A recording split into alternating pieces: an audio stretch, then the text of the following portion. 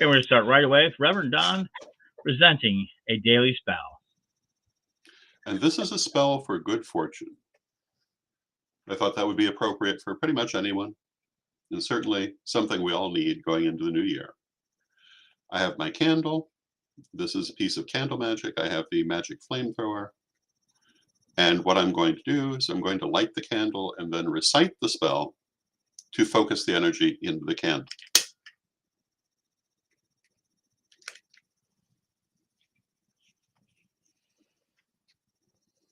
Prosperity, unfold for me, like the blossoming leaves of the world tree.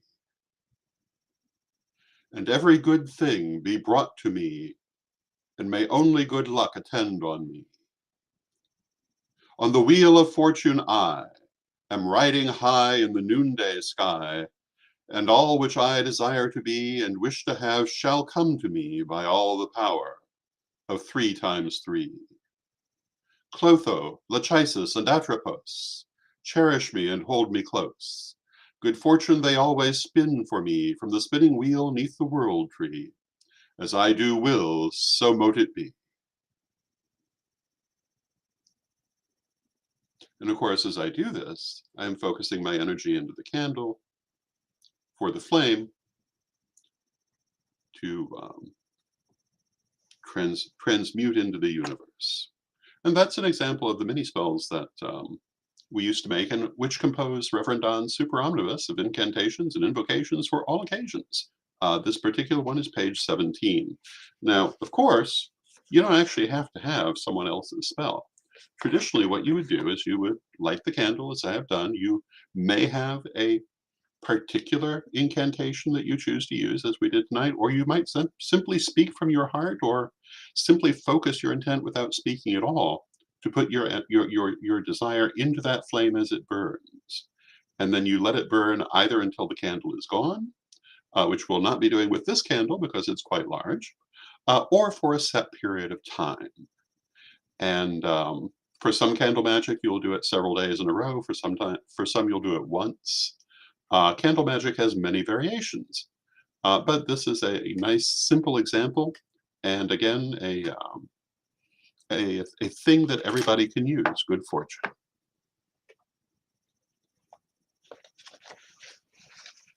All And righty. this is the actual page. So There you go.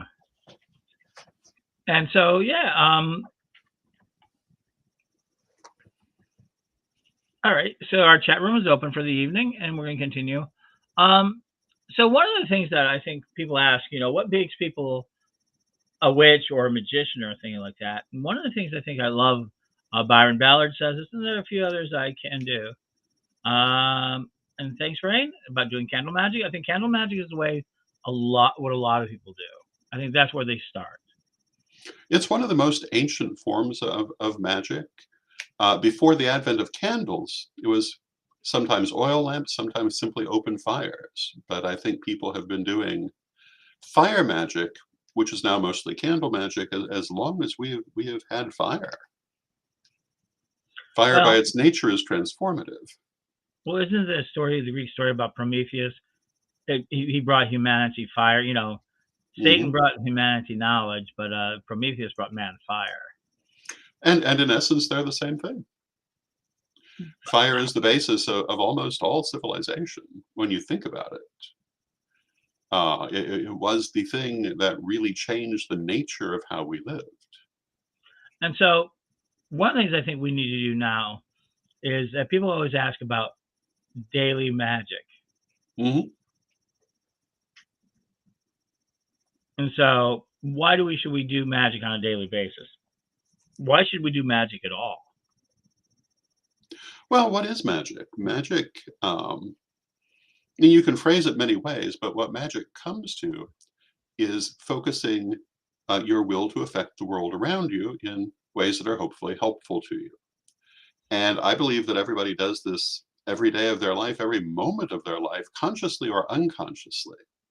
But when we talk about practicing magic, we're doing it consciously and with the clarity of our intent. I think that very often people don't realize the extent to which this is an inborn trait of humanity.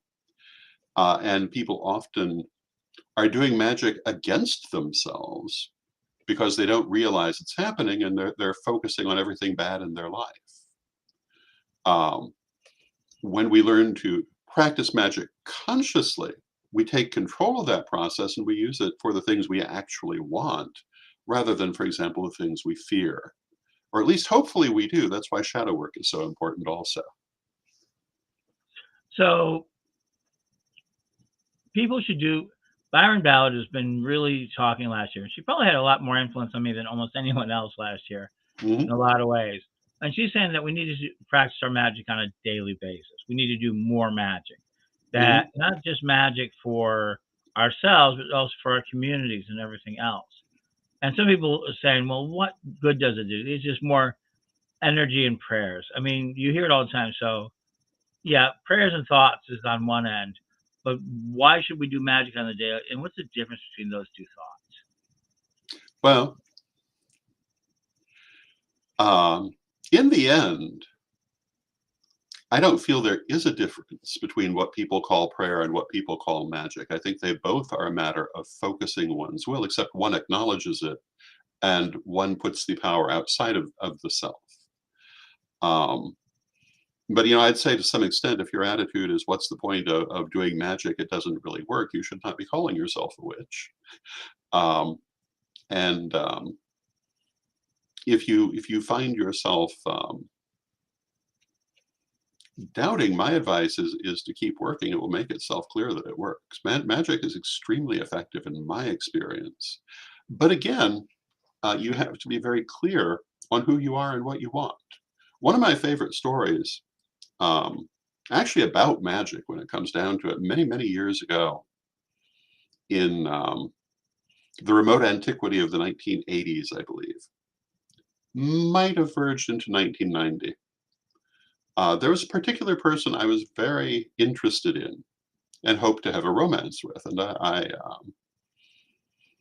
really was trying to promote this romance in non-magical ways because the famous thing you don't do a love spell on someone, but you can do love spells for attracting a good relationship. But what I didn't realize is I was also blocking this relationship. And one day it became breathtakingly obvious. We had a lunch date. The person was at the door knocking. I never heard. Now, I lived at that time in an apartment. It was not my door they were knocking on, my door they were at, but the front door of the complex. But I could see it from my window, and there was a doorbell. I should have heard. I did not. So I went to Lady Crystal, who was my principal teacher, and I asked her, what gives? And her answer was obviously I must be blocking it. And so we then used magic to work out how to open that blockage, how to break that blockage. And in fact, the relationship did go forward. It did not become a romance. Certainly never should have been a romance, but the blockage was removed, and therefore that became clear. Um, but this is just one example of how magic can be really effective in your life for dealing with things you don't even realize are happening until you look at them magically. And I'm a great believer in using magic, um, certainly on a daily basis, really. And I do tend to use a very broad definition of magic. I include things like many forms of meditation really under my definition of magic also, because many forms of meditation are focusing your will on where you want to go. So I certainly would consider them magical. And I think that if you're using magic as a rare thing for special occasions, you're really not getting the best out of it. So do you have daily practices? Do you have I daily? do. Okay, can you share some of them with us, or share a I little bit of can. it?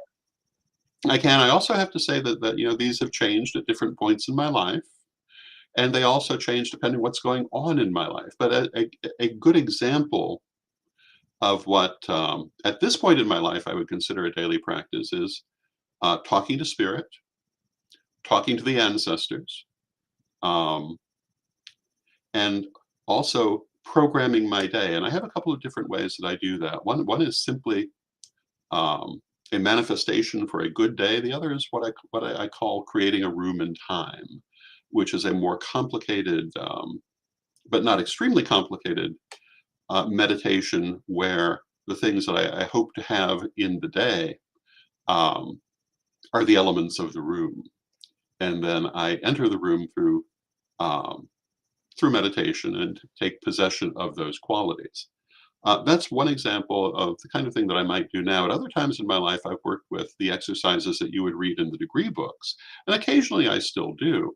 There's a certain point where it just becomes second nature, and it's not necessarily something that you would, at that point, want to do every day, although you certainly could. But that's a good example of something that you could do on a daily basis, also opening your chakras, doing various types of psychic exercises.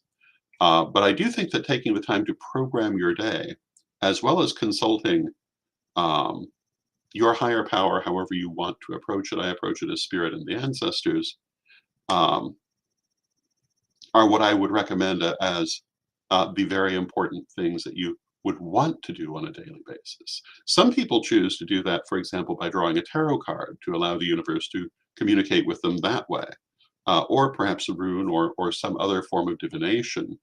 I, however, having spent so many years working directly with the spirits, simply talk to them, and they tell me sometimes breathtakingly well what I need to know, and depends how well I'm listening, how much I benefit from it.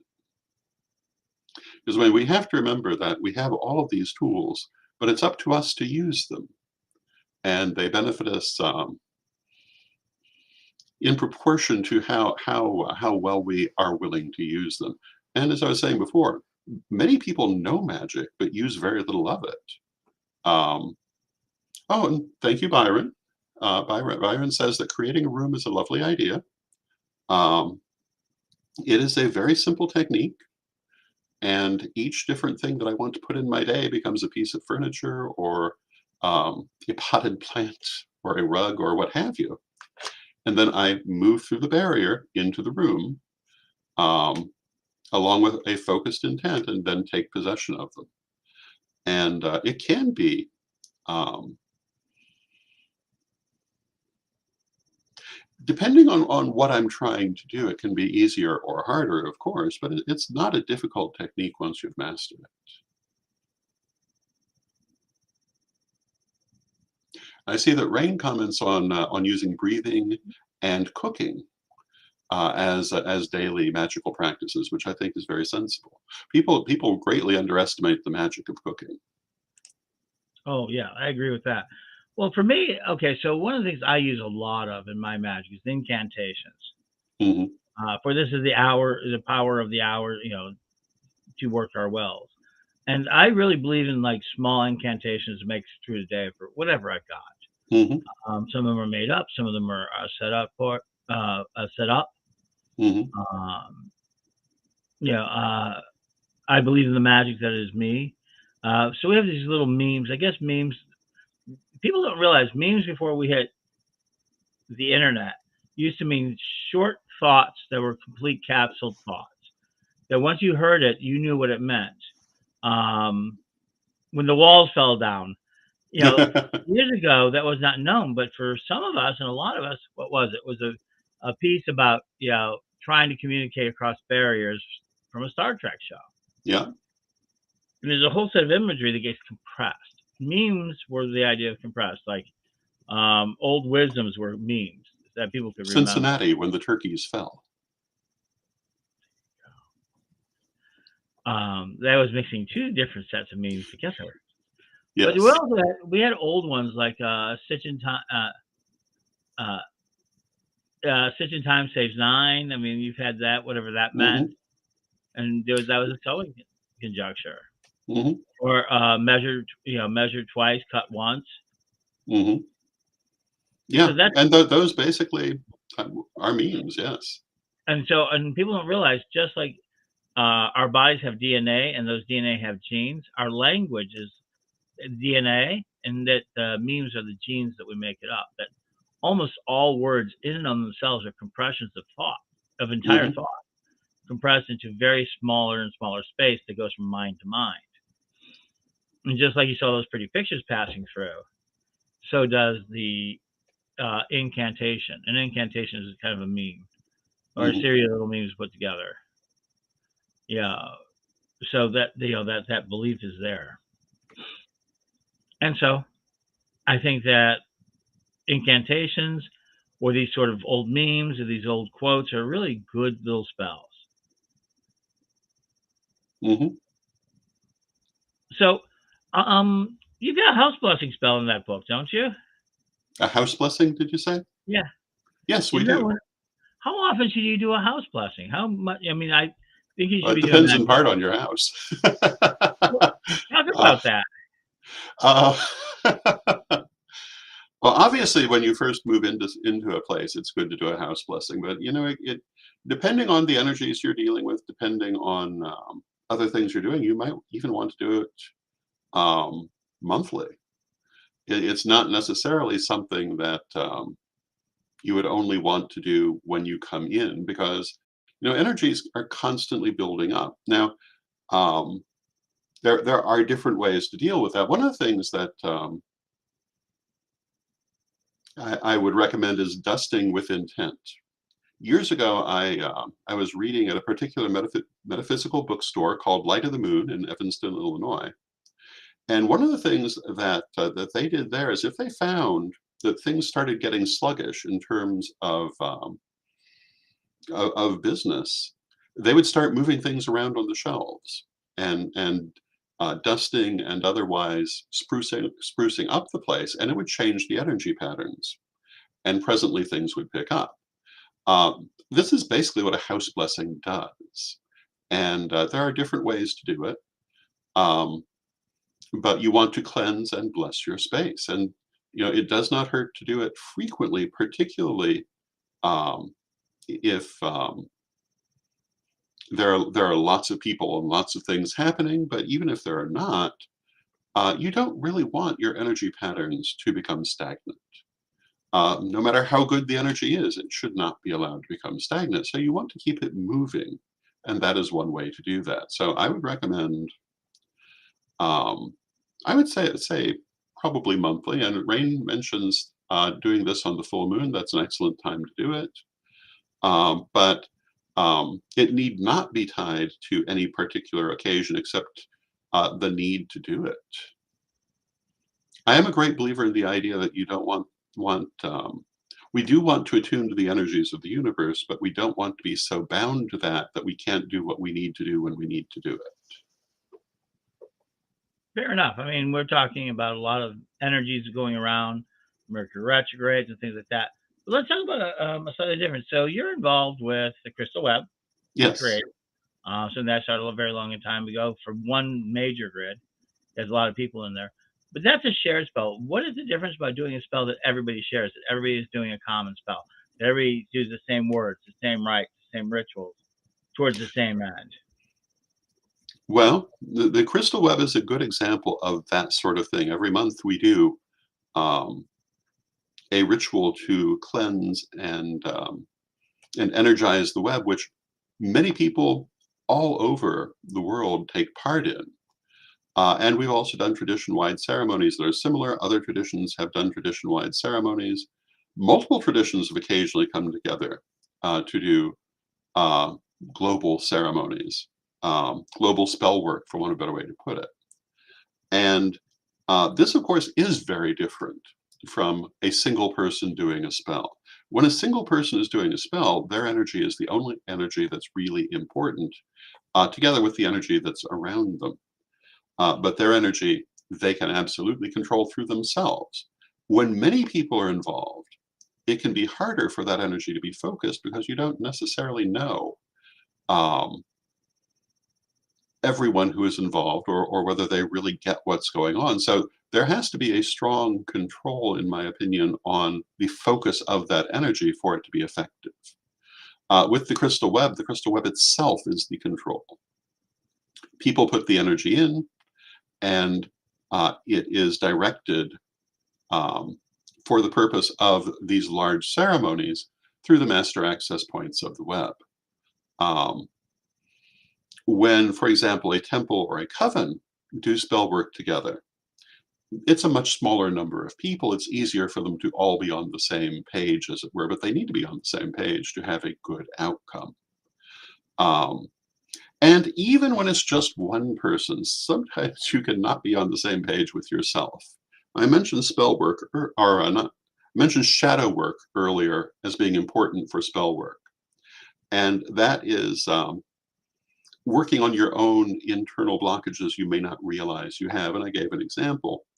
Um, that can be very important even when you're working alone, because sometimes you will have crossed wires. And if you don't uncross them, you're not going to be successful because you're working against yourself. When you're in a group, this is even more of a possibility because there are several people. And you need to make sure that everyone is really focusing on the same things.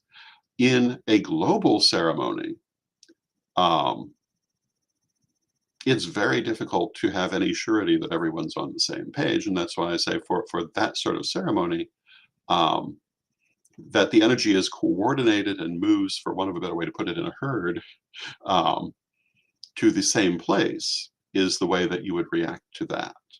Because obviously, if you have hundreds of people or thousands of people around the world working on the same spell, they're not likely to all be exactly on the same page.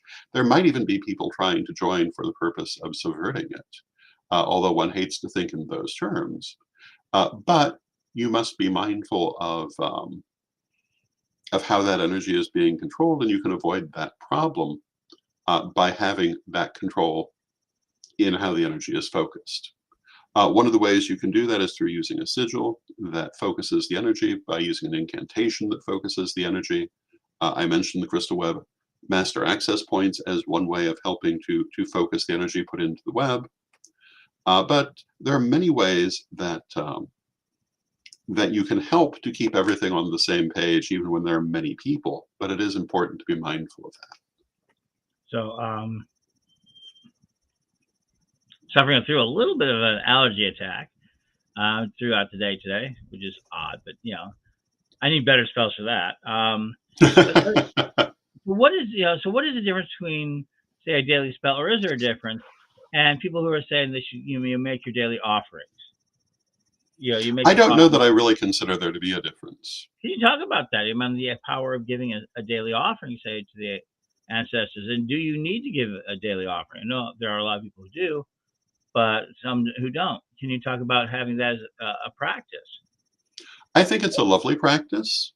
I think it's one of many different ways to approach the same thing that we're talking about, daily devotions. If your daily devotion is making an offering to a particular deity or a group of deities or to your ancestors, that's a wonderful thing. And it's still the practice of focusing the energy of your day. Um, it is still a practice of making sure that you're moving in concert with the divine as it manifests for you. And I think that is certainly one of many good ways to do that. I tend to reserve actual offerings more for special occasions. But when I was learning how to communicate with the ancestors, daily offerings were very important. And I guess in my mind, I tend to think of them more as a daily thing at the beginning of that relationship. But that's just my particular background and my particular ancestors. Um, but I will say, if you're going to make daily offerings, you want to make sure that you're keeping it something that is going to remain convenient for you to do, so that you've not made it something that will become a stopper for you. So a good daily offering, for example, might be um, a libation of some sort, water, a drink that would be pleasing to them, um, or, for example, water and flour, or water, salt and flour, or water and oil. There are a number of traditional pairings that represent liquid and material sustenance. And one of the interesting things, I think a lot of people don't always understand the nature of offering to deities and ancestors. And of course, not every school of thought will agree, but what you're offering is the energy. You're offering the respect, you're offering the gesture. They don't need the food. Um, there are those who hold that they will take the spiritual component of the food and leave the rest. Um, but I do not come from the point of view that they require a physical sustenance of any sort. So what you offer is not so important um, as that you offer. So when you speak to your ancestors, you are making an offering in a manner of speaking. You're offering your attention and your time and your thanks and your respect. But if you prefer to include something physical, that's great. Um, I often think of ancient Egypt, where ancestor offerings were extraordinarily important. Um, and in the temples, what they did is that they would have a vast array of offerings that were prepared, which came from a number of different sources. And at the start of the day, these would be offered to the patron deity of that temple. And they would be offered to the deity, they would be left for the deity for a while. Then the priesthood would come back, gather up the offerings, and take them to the secondary deities of the temple who had shrines elsewhere in the compound and would offer it to them. And they would leave it there for a while and they would partake of the offerings. And then the priesthood would come back and gather up the offerings and take them to all of the ancestral shrines within the temple. And people very often had ancestral shrines within the temple, and uh, they would again leave the offerings. They would also, in many cases, go out to local tombs to make offerings if there was not a shrine in the temple as such. And this would go on through the morning until all of the various deities and spirits who were owed offerings had received their offerings, but they were the same offerings. Um, and then the priesthood would gather up all the offerings again, bring them back, and have lunch. And they would consume the offerings. And what this tells me is that they were under no illusion that it was the physical food that really mattered. Um, you wouldn't do it that way if you thought that. The energy, yes, but I think it's as much the energy of making the offering as what is offered. And I think if you look at most of history's religions, you'll tend to see this not stated, but demonstrated in how offerings are generally handled. Usually, um, offerings have been handled in one of two ways: either this way, where they are consumed by the human participants after the offering is complete, or the Greeks and Romans set aside a portion of the offering for the deities, and it was basically the part that people were not going to eat, the fat, the bones, and the skin, if I remember correctly, and the rest the people would eat. And so, when an offering was made to a Greek or Roman deity, it was a feast for the worshippers as well. And this actually was a major form of social aid in antiquity. When there were major ceremonies, there were vast offerings, but they didn't lay and rot on the altar. They were fed to the people, and the deities received the honorary part of it. Which is taking us a little far away from our subject, but is something I think people don't often realize unless they actually have that background to know. Um, and when we talk about making offerings, when we talk about working with ancestors, this is a very important component. It's not, I mean, you might give them an orange. That's lovely. They don't really need the orange. They need the energy and the attention. They need the connection. They need the respect. You could just as easily offer them the light of a candle. If I make an offering to an ancestor, I'm far more likely to make an offering of the light of a candle than an actual piece of food or drink. Um, you can see my altar behind me, and you can see the illustration cauldron on the altar. But what you can't see is that in the cauldron are um, the images of my guardians, and I have I have guardians who are there to protect the tradition, And they frequently get offerings, but they're not physical offerings. They're offerings of energy, they're offerings of light, and they're offerings of communication and respect. And that is how I view the practice of making offerings and what it's actually about.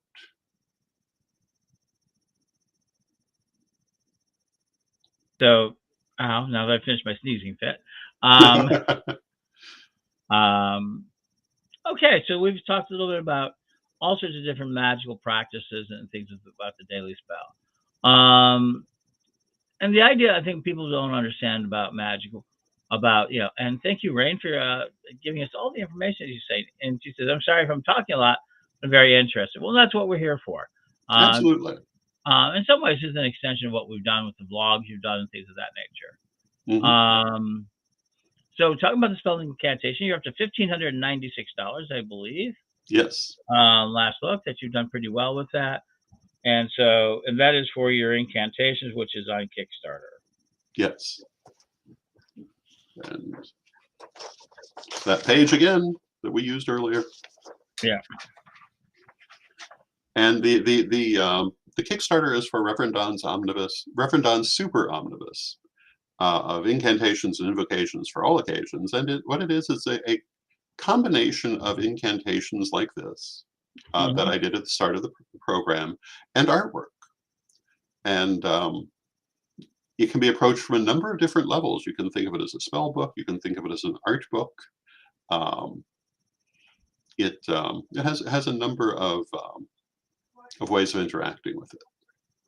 So I thought I would take a moment, since we were talking about candle magic earlier, and talk a little bit about the different colors that you might use in candle magic.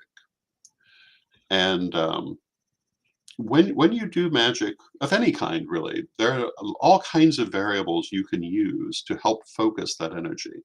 But that's what you're doing. You're focusing the energy. Sometimes you're augmenting the energy. I suppose we could say that it all augments the energy. But with candles, for example, if you were to use a red candle, you would be focusing on passion. You would be focusing on heightened energy. You would be upping the energy quotient by using red. It also would have a connection to the root chakra, to things like perseverance and focus and passion and energy. That's what red is good for. For me, I would be most likely to use green for healing, but green is also the color for prosperity.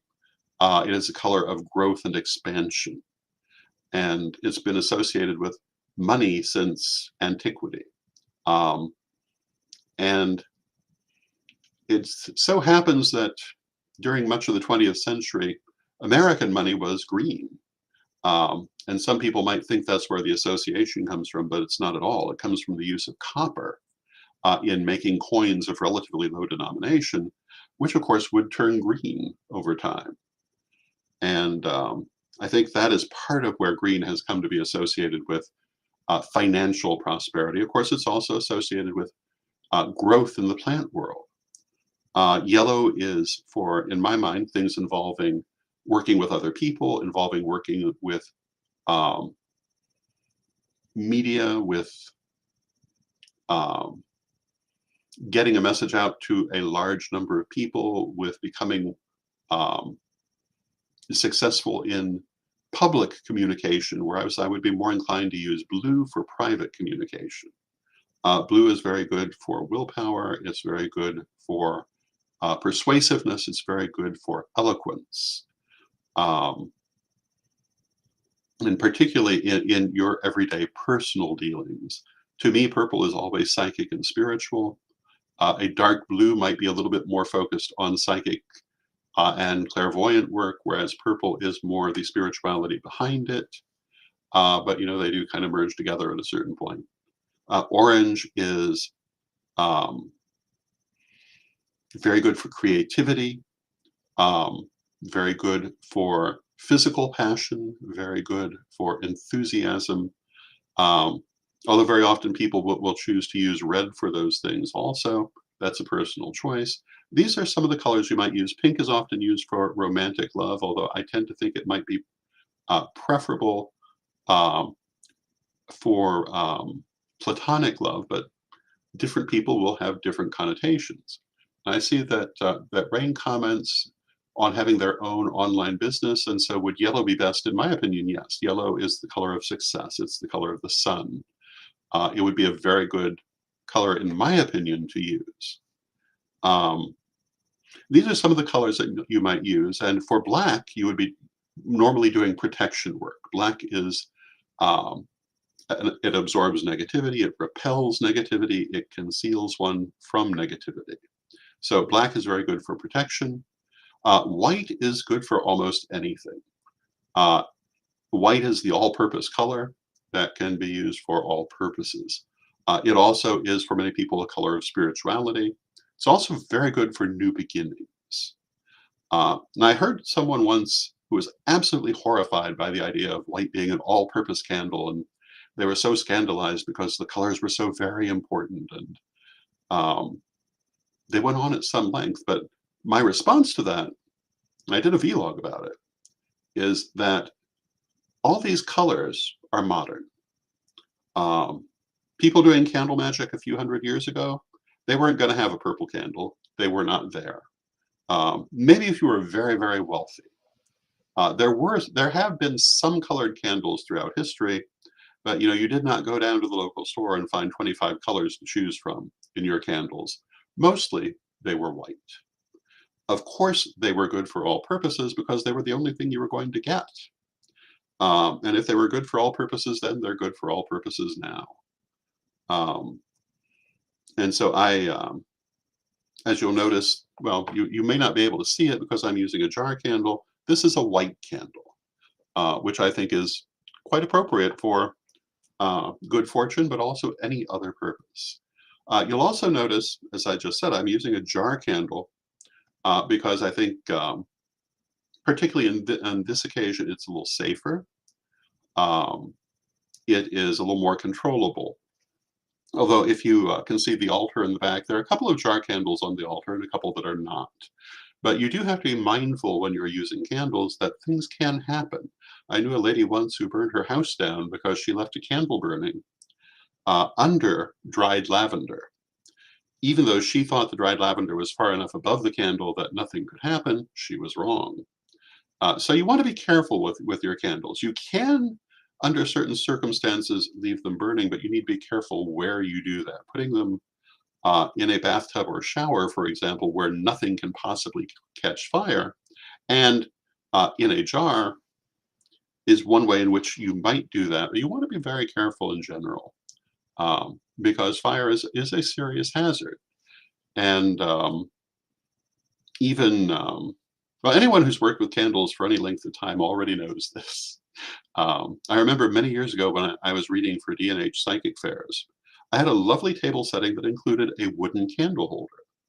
And I never thought anything of it because it had a metal lining where the candle sat. One day, I left the candle burning on the table, as I normally did, and went to talk to one of the other people.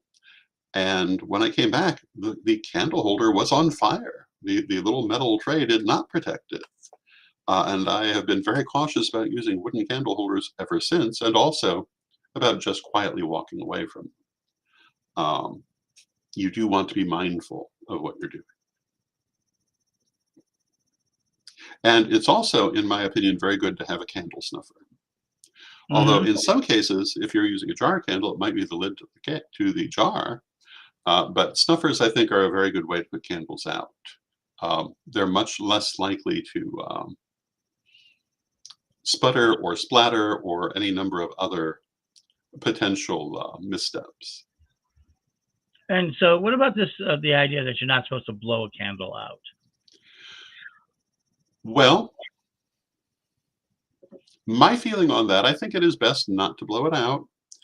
And I think the reason for that, despite what people say, I don't think it has anything to do Hmm. um, with the elements. I think it has to do with the fact that if you go to put the candle out, what happens in that moment can be an omen and can influence the spell that's been used. If you try to put it out and it doesn't go out, um, it could be detrimental, or if it splatters all over everything, or a number of other possibilities. Whereas if you're using a snuffer, it's more likely to go out just as you want it to. I don't believe at all that the fire elementals are offended by being put out by the element of air, because that's what most people do with candles. If fire elementals were offended by that, they'd be offended all the time, and we have a lot more fires than we do. Fair enough. Um, so I think we explored the daily spell today and the idea of daily magic and that you should be doing it. So Hmm. why don't you go ahead? Why don't we go ahead and why don't you finish with the prayer that we do? And thank you for everybody for joining us. Thank you for joining us.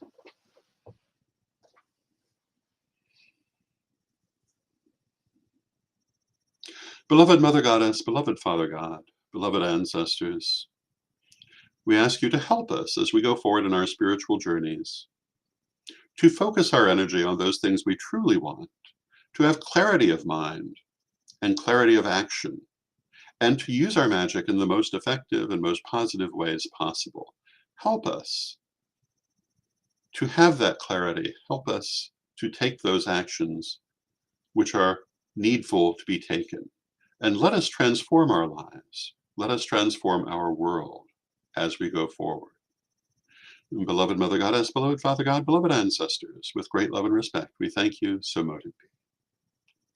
And we thank you, and until next time, may you blessed be.